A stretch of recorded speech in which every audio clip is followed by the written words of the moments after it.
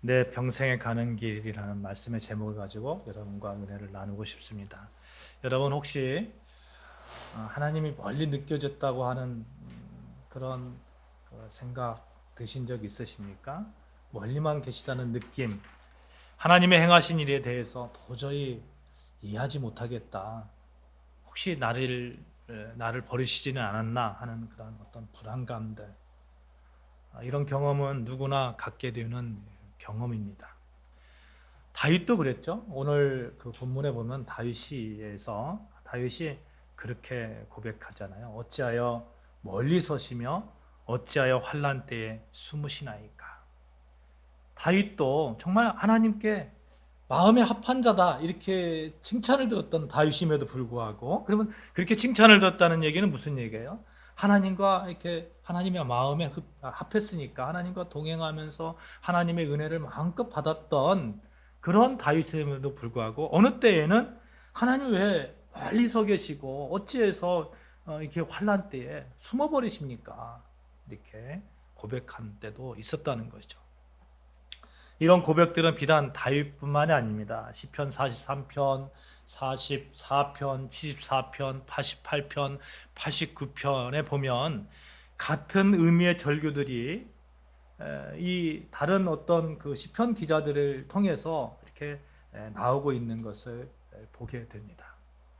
아마도 누구나 한 번쯤 이렇게 다윗과 같이 이런 신앙적 아픔을 겪을 것이고, 누구나 한 번쯤은 이 신앙적 회의감이 있을 겁니다. 마치 사람이 성장해 가면서 사춘기가 있고 또 청년의 때가 있고 장년의 때가 있을 때, 그 사춘기 때의 고민들, 청년 때의 고민들, 장년 때의 고민들이 그 때때마다 있잖아요. 때때마다 있고 또 아픔이 있고, 그렇듯이 신앙생활에도 그렇게 때때로 고민이 있고 아픔이 있고 혹은 기쁨도 있고 장성함도 이렇게 같이 공존하는 것을 보게 됩니다. 문제는 이 사람에게 있어서 사람이 성장한다는 것은 사춘기나 청년기와 장년기로 이렇게 구분되어서 육체가 이렇게 변해가면서 대체적으로 그 고민들이 있고 그 고민들을 해결하는 과정 속에서 장성한 어른의 모습을 이렇게 갖춰가는데, 신앙의 문제에 있어서는 꼭 그렇지만은 않다는 거예요. 시간이 지날수록 장성함이 이렇게 보여야 되는데, 시간에 비례해서 신앙이 꼭 가면 갈수록 그렇게 이렇게 시멘트와 같이 단단해진다던가 이렇지 않다는 겁니다.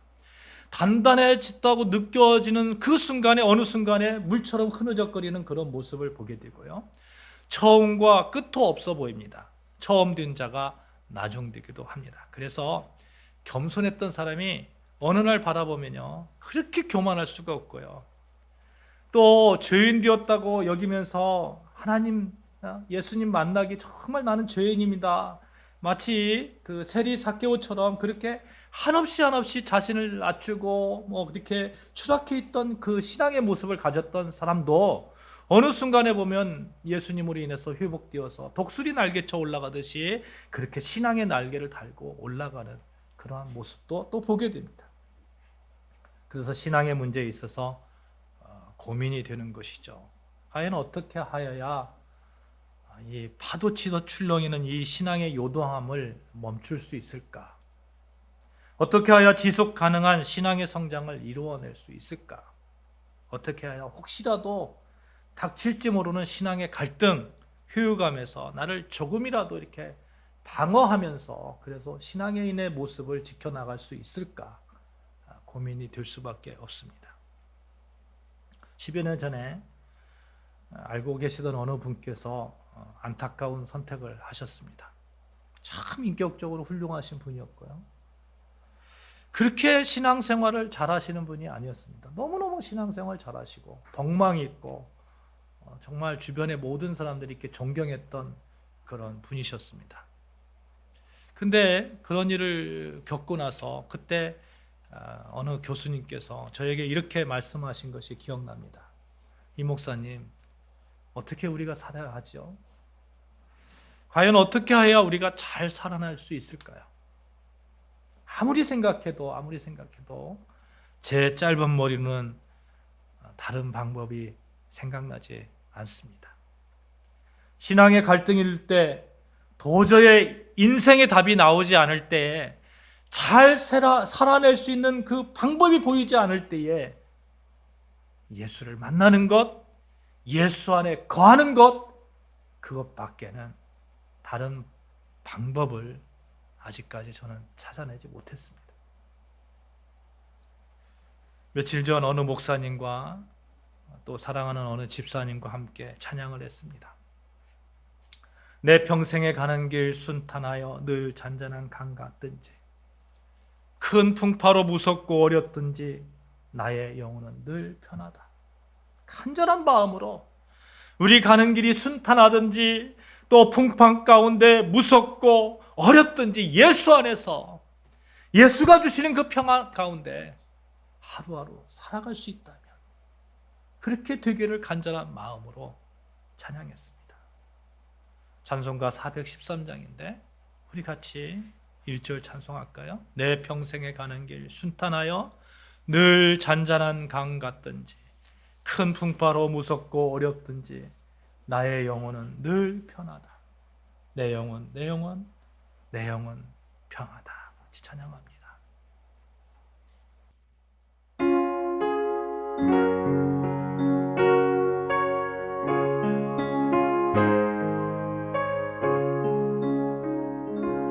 내 평생에 가는 길 순탄하여 늘 잔잔한 강 같은지, 큰 풍파로 무섭고 어렵든지 나의 영혼은 늘 편하다.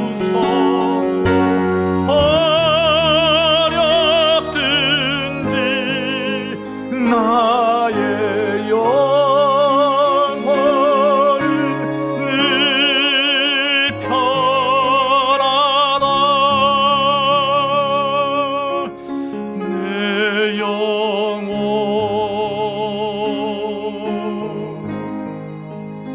평안해.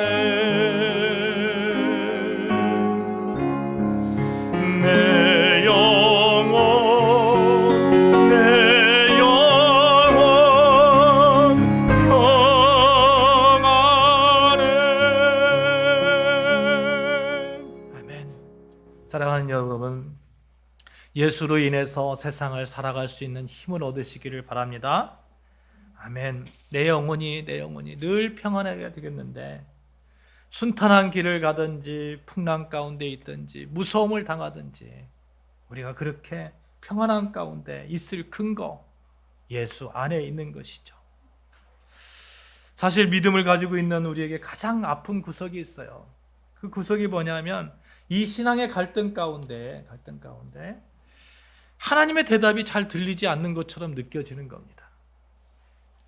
남들은 잘 살아가고 있는 것 같은데, 심지어 예수 믿지 않는 사람들도 잘 살아가는 것 같은데, 머리로는 하나님의 오묘하신 경륜하심을 알고 있어서 그래서 그렇게 고백해야 될 것 같은데, 또 다른 한편에서는 세상적인 축복, 그 축복도 기대하는 것이 사실입니다.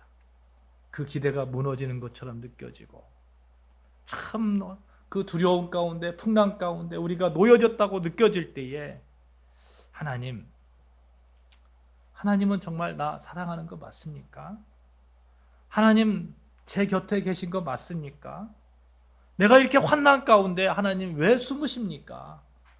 이렇게 고백하는 그런 모습들이 우리의 모습인 것이 사실입니다. 오늘 본문 말씀처럼 환난 가운데 멀리 서 계시며 숨어 버리신 것 같은 하나님, 원망하기도 합니다. 시편 43편 2절 말씀에 이런 말씀이 있어요. 주는 나의 힘이 되신 하나님이시거늘 어찌하여 나를 버리시나니까. 주님께서 나의 힘이 되시는데, 내가 그 힘으로 먹고 사는데, 내가 그 힘으로 버티고 있는데 하나님 어찌하여서 나를 버리셨습니까?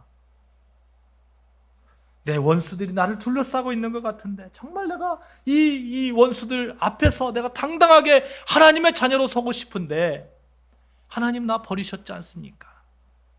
이렇게 절규하는 모습도 바라보게 됩니다. 이렇게 절규하고 있을 때 자기 자신을 보면 어떨까요? 내 자신을 바라보면 어떨까요? 그런 모습을 바라보면 어떨까요? 너무나 처참하지 않겠어요? 내 자신이. 그래도 하나님의 사람으로서 몇십 년 동안 이렇게 신앙생활을 잘 지켰는데 이러한 조그마한 문제, 또 이러한 어떤 그 두려움 가운데서 내가 하나님을 원망하고 있는, 또 하나님께서 나를 떠났다고 그렇게 생각하고 느끼고 있는 그런 모습을 바라볼 때 너무나도 처참할 수밖에 없습니다. 왜냐하면 우리가 하나님께 버림받았다라는 그러한 사실이 너무너무 가혹하기 때문에 그렇습니다. 신앙인에게 있어서 이처럼 저주스러운 것이 없기 때문에 그렇습니다. 그러나 여러분, 이럴 때 우리 하나님은 한 번도 여러분과 저를 그냥 운동장 한가운데 방치하듯이 놓아두지 않으셨다는 그 믿음의 회복이 있기를 주님의 이름으로 축원합니다. 아멘. 신학에 와서 보면요, 하나님 어찌하여 나를 버리셨습니까? 라는 그 절규를 하신 분이 또 한 분 계시죠. 누구십니까? 예수님이십니다. 예수님이 십자가에 달려 돌아가시기 전에 하신 말씀이 엘리 엘리 나바 사박다니, 나의 하나님 어찌하여 나를 버리셨나이까? 예수님께서 그렇게 절규하시죠. 예수님이 어떤 분이세요? 히브리서 4장 15절 말씀에 보면 우리의 연약함을 동정하지 못하실 리가 아니다고 말씀합니다. 우리와 똑같았어요. 우리가 똑같은 육체를 입고 오셔서 우리가 하는 그 고백들, 하나님 어찌하여 나를 버리시나니까, 그 고백도 예수님께서 똑같이 하고 계시다는 거예요. 똑같이. 그런데 하나님이 왜 예수님을 버리셨습니까? 왜 십자가에 못 박혀 돌아가시는 그 상황 속에서 예수님의 그 절규를 그대로 응답하지 않으셨습니까? 처절하게 하나님 어찌하여 나를 버리셨나이까 하는 그 외침, 왜 하나님께서 외면하셨습니까? 갈라디아서 3장 13절 말씀에 이런 말씀이 있어요. 그리스도께서 우리를 위하여 저주를 받은 바 되사 율법의 저주에서 우리를 속량하셨으니 기록된 바 나무에 달린 자마다 저주 아래에 있는 자라 하였느니라. 예수님이 온전히 우리의 모든 저주 다 짊어지시고 십자가에서 부르짖으신 거예요. 여러분과 저의 아픔, 여러분과 저의 두려움, 여러분과 저의 가지고 있는 그 지식으로 이해하지 못하는 그 모든 상황들을 다 짊어지시고 하나님 어찌하여 나를 버리셨습니까? 울부짖는 백성들이 없게 하기 위해서 예수님은 그 절규를 완전하고 완벽하게 끝내주시기 위해서 예수님이 십자가에서 그런 절규 가운데 돌아가심으로 말미암아서 하나님으로부터 완전하게 외면당하고 버림받으시고 저주받으셔서 그 결과로 인해서 우리는 다시는 그런 절규 가운데 서지 않을 수 있는 길이 열린 것입니다. 하나님은 이제 내가 어떤 일을 당해도, 내 환경이 어떠하든지, 내가 이해하지 못할 어떤 일들 가운데 처하더라도, 내가 고통 가운데 있더라도 역시 하나님은 이제 우리의 절규를 외면하지 않으시고 버리지 않으신다는 그 믿음. 왜요? 우리의 죄값을 예수님께서 다 치르셨기 때문에 이제는 우리의 부르짖음에 아버지가 아들의 위침에 귀를 기울이듯이 그렇게 귀를 기울이시며 들으시며 눈동자와 같이 지켜보고 계시는 것이죠. 그래서 그렇게 외치는 순간, 우리가 그렇게 외친다 할지라도 당신의 자녀로서의 길을 하나님께서 보여주시고 안아주시고 그 선하신 뜻 가운데서 우리가 갈 수 있도록 하나님께서 눈동자와 같이 지켜보고 계시고, 우리에게 응답하지 않는 것처럼 보일지라도 하나님은 여전히 우리에게 응답하고 계시고 우리 곁에 서 계시고 숨지 않으시는 그 하나님이신 것이죠. 이 믿음이 귀합니다. 이 믿음을 회복하기를 원합니다. 그러므로 여러분, 하나님 어찌하여 나를 버리셨나이까? 절규가 목에까지 차오르는 그런 상황을 만나시거든 우리가 해야 될 일이 있어요. 예수를 바라보는 거예요. 예수를.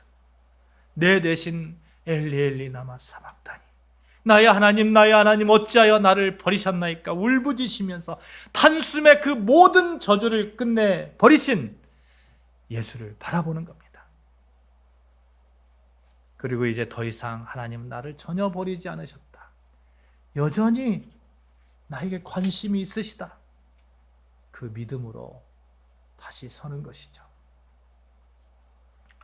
하나님의 사랑은 예수 십자가에서 완전하게 보여주셨습니다. 이해 못할 그 어떤 상황이 닥치더라도 내가 앉아만 있지 않을 이유, 근거, 십자가에 있는 것이죠. 십자가. 하나님은 예수까지도 십자가에 달리게 하시며 나를 지키시려 하셨던 것입니다. 예수가 끝내주신 그 저주를 우리는 누리기만 하면 되는 거예요. 누리기만. 내 평생에 가는 길 순탄하든지 큰 풍파로 무섭고 어렵고 떨리고 아프더라도 하나님은 결단코 멀리 서 계시지 않고 결단코 환난 가운데 숨지 않으신다는 그 믿음으로 하나님이 주시는 그 은혜를 누리면 되는 거예요. 누리면. 그렇게 느껴지신다면 사랑하는 여러분, 예수를 바라보십시오. 예수를 다시 한번 만나보십시오. 예수를 붙잡으십시오. 예수님, 저 예수님 다시 만나고 싶습니다. 이렇게 한번 외쳐보십시오. 저도요, 예배를 끝나고 또 평일에 교회에 왔다가 집에 가면서 자전거를 타고 막 가면서 예수님 정말 만나고 싶습니다. 예수님 원합니다. 그렇게 매일매일 예수님과 같이 동행하려고 고백합니다. 사랑하는 여러분, 우리 예수님은 우리가 그렇게 고백할 때에 그냥 나몰라라 놔두시는 그런 분이 아니세요. 요한복음 15장 15절 말씀에 이렇게 말씀하고 있잖아요. 이제부터는 너희를 종이라 하지 아니하려니 종은 주인이 하는 것을 알지 못하지만 너희를 친구라 하겠다. 나를 친구라 하겠다. 친구라는 건 뭐예요? 끊임없이 대화하는 거예요. 끊임없이. 내 곁에 있어 달라고, 나를 만나 달라고 대화하는 겁니다. 우리가 믿는 예수님은 언제나 내 편이 되시는 친구, 동일하신 친구, 임마누엘 되신 그 하나님이십니다.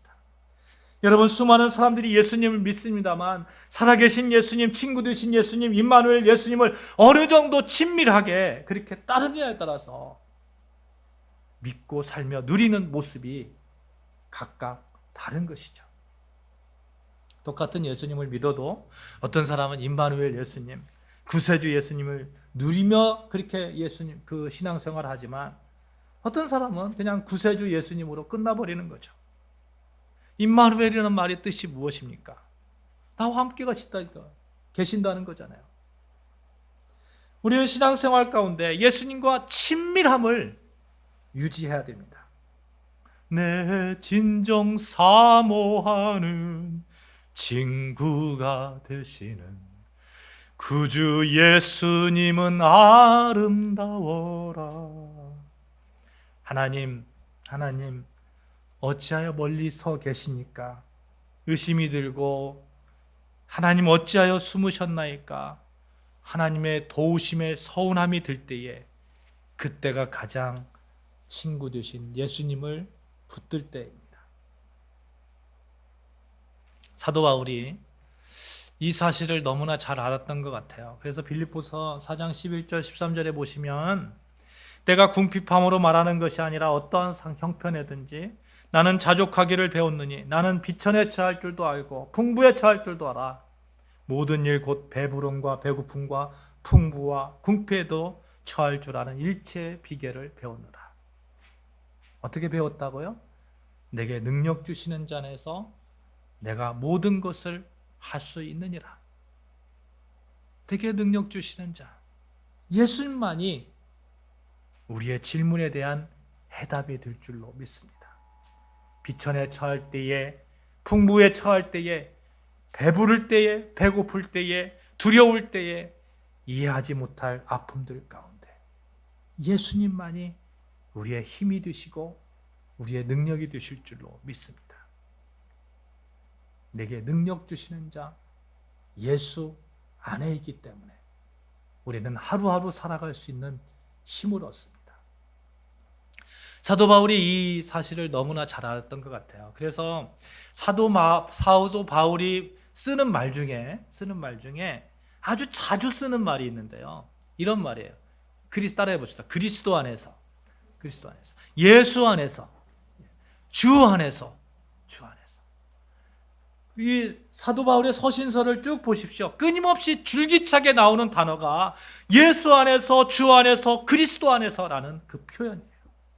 그것이 답이기 때문입니다. 그것이 결정적으로 살아갈 수 있는 이유이기 때문에 그렇습니다. 어떻게 살아가지라는 그 어느 교수님의 질문에 예수 안에서, 그리스도 안에서, 예수 때문에 그 이유의 답을 저는 찾지 못했습니다. 갈라디아서 2장 20절 말씀 같이 읽어보겠습니다. 갈라디아서 2장 20절 말씀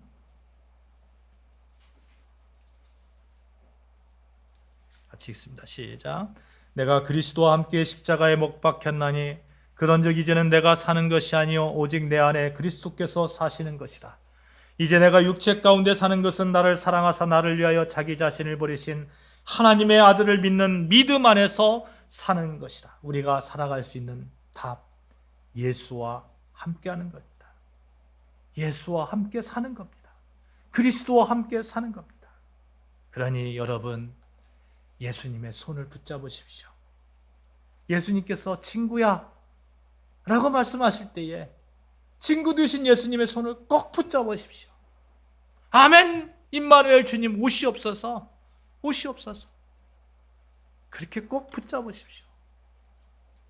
의심이 들고 서운함이 들고 하나님 어찌하여 나를 버리셨습니까? 왜 나를 홀로 두십니까?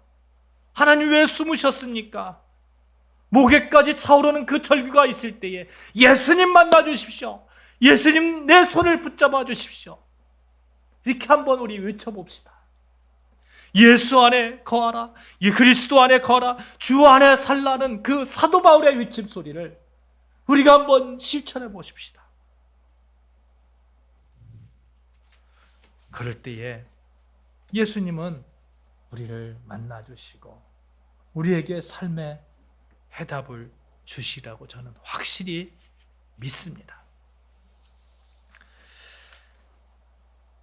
히브리서 13장 6절 말씀에 보면 이런 말씀이 있어요. 그러므로 우리가 담대히 말하되 주는 나를 돕는 이시니 내가 무서워하지 아니하겠는다. 사람이 되게 어찌하리요?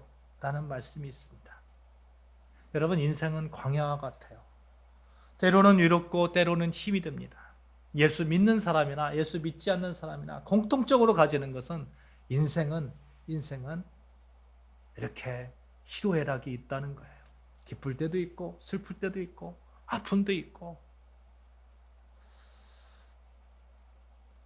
이런 모든 상황 속에서 우리가 정말 아프고 힘들고 또 이해 못할 그런 상황 속에서 내가 그리스도인으로 살아가고 있는가라는 그런 어떤 근본적인 질문을 우리가 던져야 될 때에 그 질문을 던지기 전에 우리가 예수 손을 한번 붙잡으면 어떨까요? 예수님이 친구라고 말씀하셨잖아요. 엘리 엘리 라마 사박다니, 예수님의 그 절규로 완전히 끝났다는 그 사실을 한번 믿어보면 어떨까요?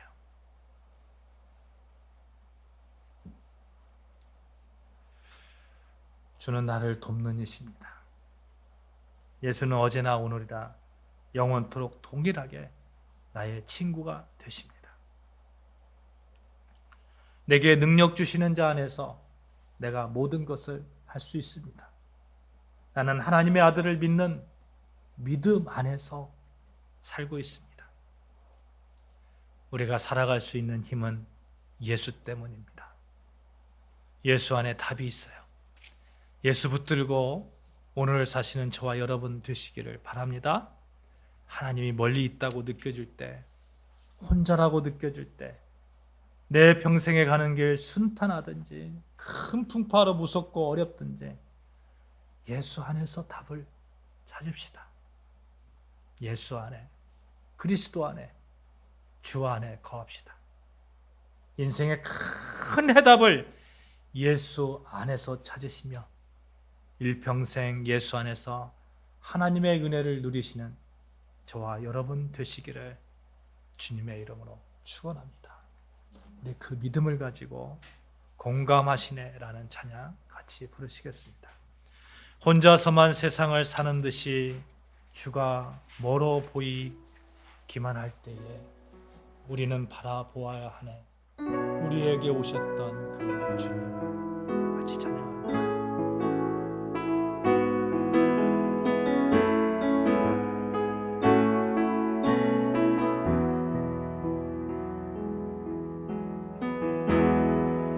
혼자서만 세상을 사는 듯이